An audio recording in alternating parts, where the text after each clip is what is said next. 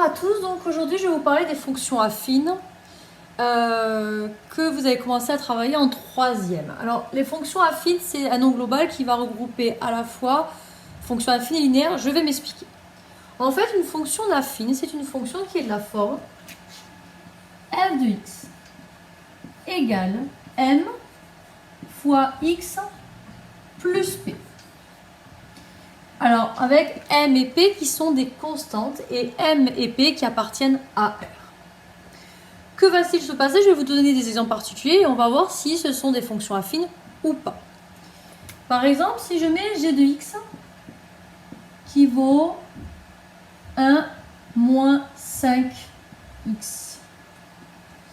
Alors, vous allez dire, est-ce que ceci ressemble à votre fonction f de x? Alors là, on va travailler sur le principe de la commutativité de l'addition, c'est-à-dire que on peut faire 2 plus 3, c'est la même chose que 3 plus 2. Donc ceci, je pourrais le noter aussi de la forme moins 5x plus 1.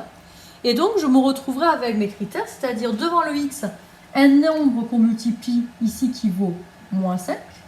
Et on ajoute un 1 qui ici est p. Donc on se retrouve encore dans notre structure où on a m qui vaut moins 5, p qui vaut 1. Donc on a clairement ce qu'on va appeler une fonction affine. Autre exemple pour illustrer mon propos, si je note maintenant x carré moins 7. Est-ce que ceci va être une fonction affine? Attention, clair, x carré c'est x fois x, mais attention, il faut que m soit une constante. Donc ça ne peut pas dépendre de x. Donc ceci n'est pas une fonction affine. Autre exemple pour illustrer, si maintenant je mets 8x. Alors, est-ce que ceci va être une fonction affine? Ici, faites attention, devant le x, il y a le 8. Donc ici, ça veut dire que m, ici, vaut 8. Et donc, comme il n'y a rien, ça signifie que p est égal à 0. Et bien là, il n'y a pas d'interdiction. On n'a jamais précisé que m ou p devaient être différents de 0.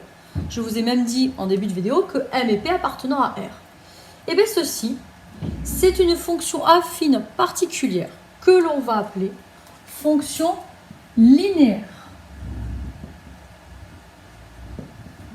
Mais elle fait partie quand même des fonctions affines. C'est un cas particulier, alors on va voir la différence. Pour illustrer encore, je vais vous donner un autre exemple. Si maintenant j'ai r de x qui vaut juste moins 7. Alors, rappelez-vous que lorsqu'il n'y a pas de x et qu'il y a une multiplication, le seul moyen d'éliminer mon x, vu que x prend toutes les valeurs de R, c'est d'avoir m qui vaut 0. C'est comme si ici nous avions 0 fois x moins 7.